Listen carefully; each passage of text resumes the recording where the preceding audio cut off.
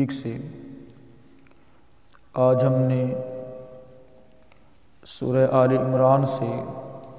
آیت نمبر 187 اور 188 کی تلاوت کی ہے۔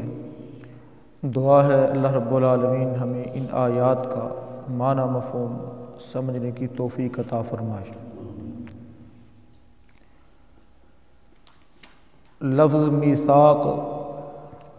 ہم پہلے بھی کئی دفعہ پڑھ چکے ہیں۔ میثاق پختہ وعدے کو کہا جاتا ہے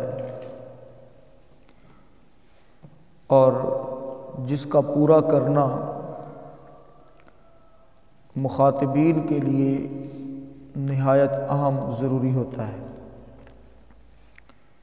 ایک انسانوں سے کیا ہوا وعدہ ہے اور ایک اللہ سے کیا ہوا وعدہ ہے، اور قرآن مجید میں جہاں بھی لفظ میثاق آیا ہے وہاں پر لوگوں کا اللہ سے وعدہ مراد ہے، تو لوگوں کے وعدے کو بھی پورا کرنا چاہیے اور اس کے بارے میں بھی پوچھ ہوگی، باقاعدہ طور پر اس کا حساب لیا جائے گا جو لوگوں سے ہم وعدہ کرتے ہیں۔ ان العہد کان مسئولا، ہر عہد جو ہے، ہر وعدہ اس کے متعلق پوچھ ہوگی، اور جو اللہ کا وعدہ ہے، جو اللہ سے کیا ہوا ہے، کیا خیال ہے، اس کی پوچھ نہیں ہوگی، اس کی بالاولیٰ پوچھ ہوگی۔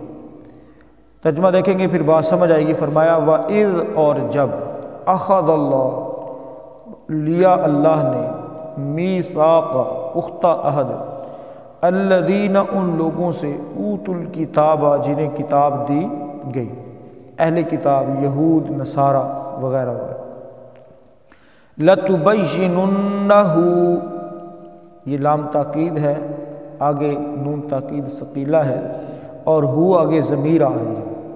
لَتُبَيِّنُنَّهُ، کہ تم ضرور بھی ضرور اس کو صاف صاف بیان کرو گے۔ لام تاکید، نون تاکید ثقیلہ اور ہو ضمیر جو ہے یہ کتاب کی طرف لوٹ رہی ہے۔ کس کی طرف لوٹ رہی ہے؟ کتاب کی طرف۔ ضمیر کا قاعدہ یہ ہے کہ ضمیر جو ہے وہ اپنے قریب ترین اسم کی طرف لوٹتی ہے، اور یہاں پر قریب ترین اسم کون سا ہے؟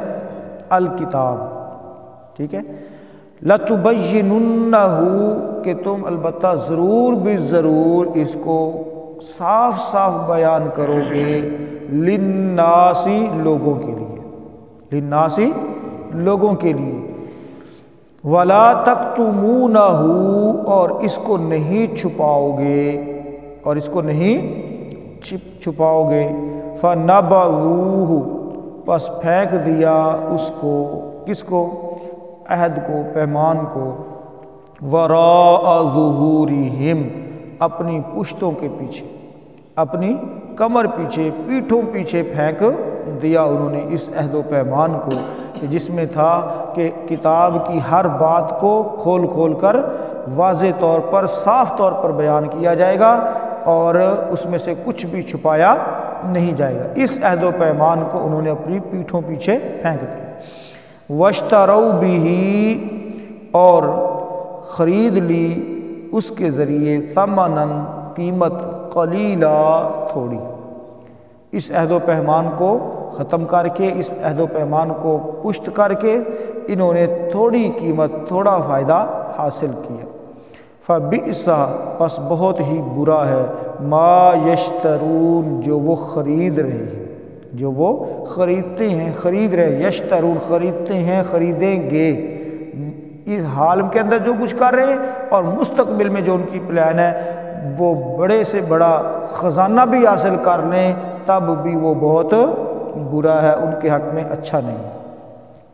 لا تحسبن الذین، مت گمان کریں وہ لوگ، نہ خیال کریں وہ لوگ، یفرحون، جو خوش ہوتے ہیں، بما اتوا، ان کاموں پر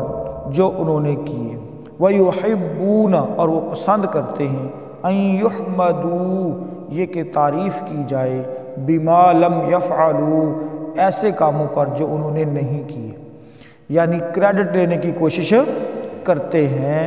تو ایسے کاموں کے اوپر جو وہ نہ کر سکے، لیکن لوگوں نے یہ سمجھ لیا کہ شاید یہ ان کی کارکردگی ہے، یہ انہوں نے کیا ہے، تو اس پر وہ خوش ہو رہے ہیں کہ ہماری تعریف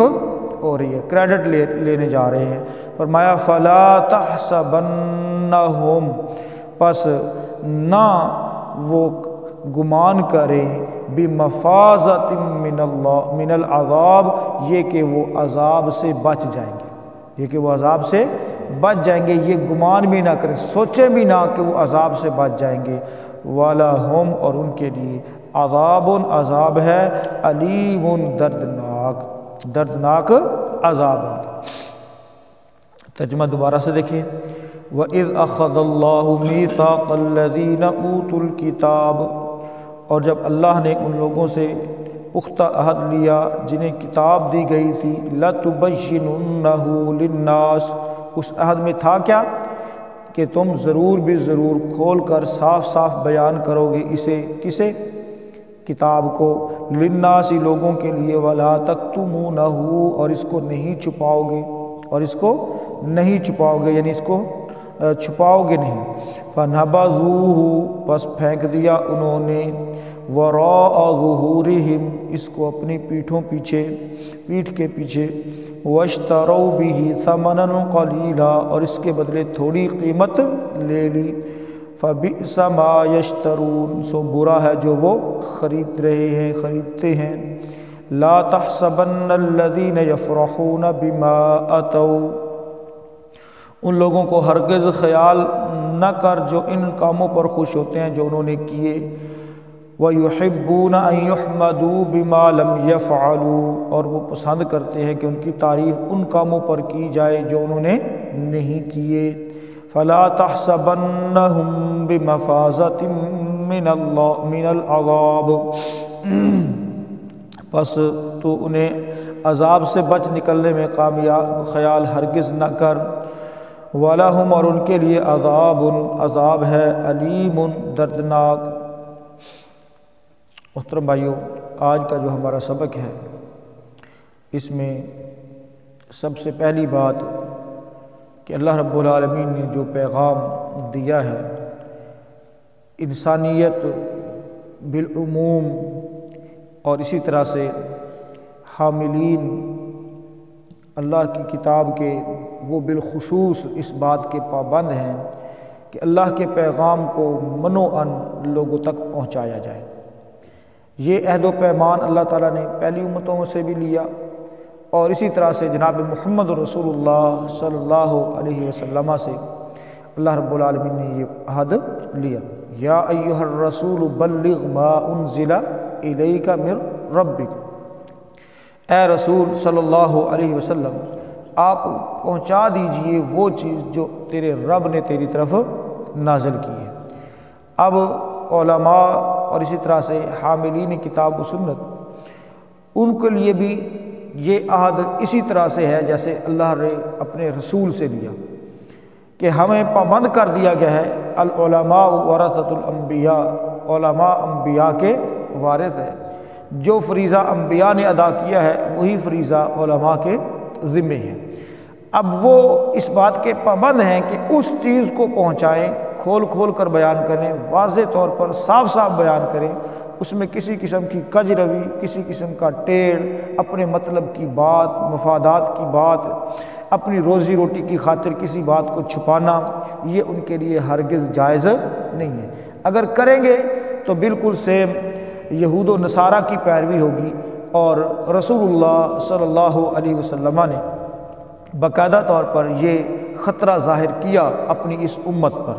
فرمایا البتہ ضرور بھی ضرور لَتَتَّبِعُنَّ سُنَنَ مَنْ كَانَ قَبْلَكُمْ، البتہ ضرور بھی ضرور تم پیروی کرو گے اپنے سے پہلے لوگوں کی، اپنے سے پہلے لوگوں کے طریقوں کی تم پیروی کرو گے، ایسے پیروی کرو گے جیسے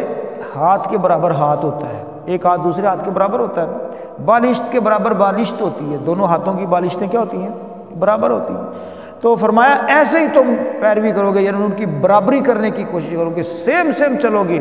ان کو مکمل طور پر کاپی کرو گے، یہاں تک کہ اگر ان میں سے کوئی کسی جانور کے گو کے بل میں بھی داخل ہوا ہوگا تو تم میں سے بھی کوشش کی جائے گی کہ تم بھی اس کے اندر داخل ہو جاؤ۔ اور آج دیکھ لیں محترم بھائیوں،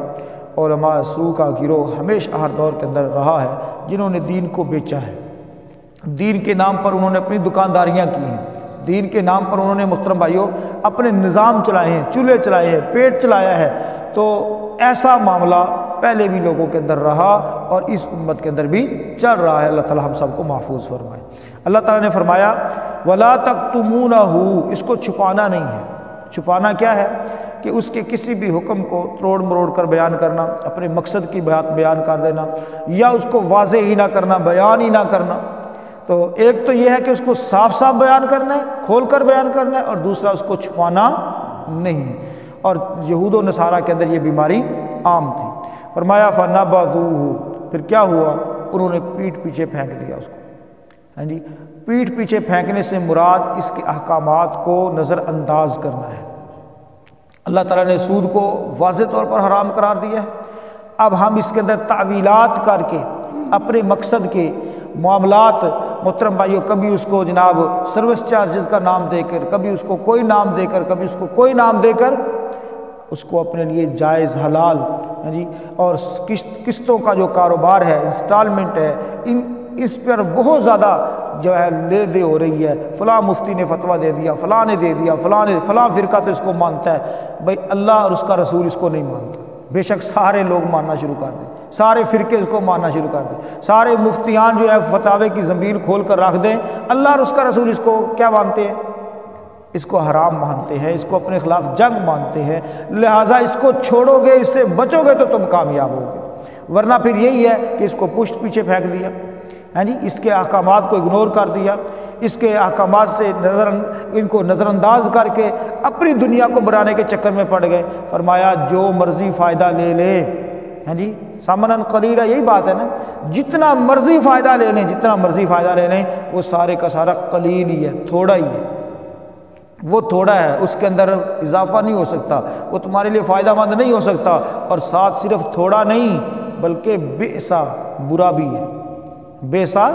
برا بھی ہے، جتنا مرضی فائدہ ہو جائے وہ تھوڑا بھی ہے اور کیا ہے؟ برا بھی ہے۔ اور آگے اللہ رب العالمین نے یہود و نصارہ کی ایک اور خصلت کا بیان فرمایا، اور وہ خصلت واقعتاً جو ہے اگر کسی بھی قوم کے اندر پائی جاتی ہے، کسی فرد کے اندر پائی جاتی ہے، کسی معاشرے کے اندر پائی جاتی ہے تو انتہائی خطرناک ہے۔ اور وہ کیا ہے محترم بھائیوں؟ وہ ہے تعریف کا بھوکا ہونا، تعریف کا بھوکا ہونا، کہ تعریف کی جائے۔ یہ ایک مرض ہے، یہ کیا ہے؟ مرض ہے۔ تعریف ہو رہی ہے تو بندہ چل رہا ہے، ہاں جائز تعریف ہونی چاہیے، اس کے اندر کوئی شک والی بات نہیں ہے، لیکن بندہ ایکسٹرا جناب کہ مجھے ہمیشہ یعنی خود نمائی پھر وہ بندہ کرنا شروع کر دیتا ہے۔ تو خود نمائی جو ہے یہ اصل میں خرابی ہے، یہ بہت بڑی خرابی ہے، خود نمائی، کہ بندہ بڑھ چڑھ کر آگے آگے جناب اپنے آپ کو پیش کر رہا ہے اور کار کچھ بھی نہیں رہا، صرف دکھاوے کے طور پر آگے آگے چل رہا ہے، اور پھر اس پر لوگ اس کی تعریف کر رہے ہیں۔ وہ کریڈٹ لینے کے چکر میں ہے، جتھے دیکھتا ہے یہ اتنے تھوڑا جہا کام ہے اتنے کرا کرو کے تو بڑا کریڈٹ لینے کی کوشش کرتا ہے، بڑے بڑے ناموں کی پھٹیاں چل رہی ہیں، اور اسی طرح سے بریکنگ نیوز چل رہی ہے۔ یہ ساری چیزیں محترم بھائیوں خود نمائی کے اندر آتی ہیں، اور کام اس میں ٹکے گا نہیں ہے، لیکن تعریف میں اس کے پل باندھے جا رہے ہیں۔ یہ جناب تعمیر و ترقی کا ہیرو ہے، یہ فلاں کا ہیرو ہے، یہ فلاں کا ہیرو ہے، یہ اس طرح کی جو محترم بھائیوں چیزیں ہیں، یہ انسانیت کے لیے، انسانوں کے لیے، ان کے اخلاق کے لیے تباہ کن ہے۔ رسول اللہ صلی اللہ علیہ وسلم نے اسی لیے منہ پر یعنی سامنے بہت زیادہ تعریف کرنے سے منع فرمایا۔ رسول اللہ صلی اللہ علیہ وسلم نے فرمایا کہ ایک بندے نے تعریف کی اور اس کے بہت زیادہ مبالغہ کیا، تو اللہ کے نبی صلی اللہ علیہ وسلم نے فرمایا کہ اس میں تو نے ایسے کیا ہے کہ اپنے بھائی کے پیٹ میں، اپنے بھائی کی کمر میں جو ہے خنجر گھونپ دیا ہے۔ یعنی بہت زیادہ تعریف کرنا، مبالغہ کرنا، ہاں جو جائز حق ہے محترم بھائیوں، بعض کاموں کے اندر واقعتاً تعریف، اپریشیشن جو ہے یہ فیول کا کام کرتی ہے، اس کے اندر شک والی بات نہیں ہے، لیکن بہت زیادہ مبالغہ کرنا، اور اگلا بندہ اس کو بھی چاہیے کہ اگر تعریف کی جا رہی ہے تو اللہ رب العالمین کی حمد و ثنا بیان کرے، اس کے اندر یہ بھی میٹر کرتا ہے کہ اگلا بندہ صرف تعریف پر خوشی ہوتا ہے یا اس پر اس کے اندر عاجزی بھی آتی ہے۔ اگر تعریف ہو رہی ہے کسی کام کے اوپر تو اس کو چاہیے کہ وہ مزید عاجزی کے ساتھ پیش آئے، مزید اپنے اندر عاجزی کرے، اور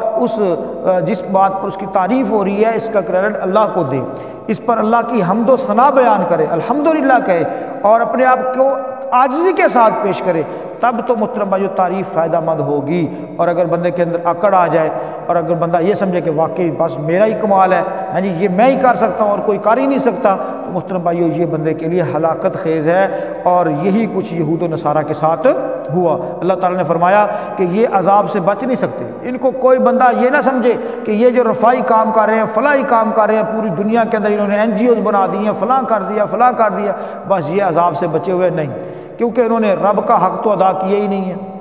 انہوں نے جو بنیادی مقصد تھا وہ پورا کیا ہی نہیں ہے۔ جتنے مرضی رفائی ادارے چلاتے رہے، فلاحی کام کرتے رہے، NGOs بناتے رہے، انسانیت کی خدمت کریں، حیوانوں کی خدمت کریں، اور یہی کچھ جو ہے مغربی دنیا کے اندر چل رہا ہے کہ وہ ایک جانور کے حقوق کا تو خیال کرتے ہیں لیکن انسانوں کے حقوق کا خیال نہیں، مسلمانوں کے حقوق کا خیال نہیں، ہاں جی انسانیت کو گاجر مولی کی طرح کاٹ رہے ہیں، بموں کے ساتھ اڑا رہے ہیں، اور محترم بھائیو بارود برسا رہے ہیں، اور ادھر سے جناب انہوں نے NGOs بنا رکھی ہیں، فلاحی تنظیمیں بنا رکھی ہیں، جانوروں کے حقوق کی بات ہو رہی ہے جناب، ہر ایک چیز کے حقوق کی بات ہو رہی ہے، لیکن انسانوں کے حقوق کی کوئی بات نہیں۔ تو یہ دو نمبری، اور محترم بھائیو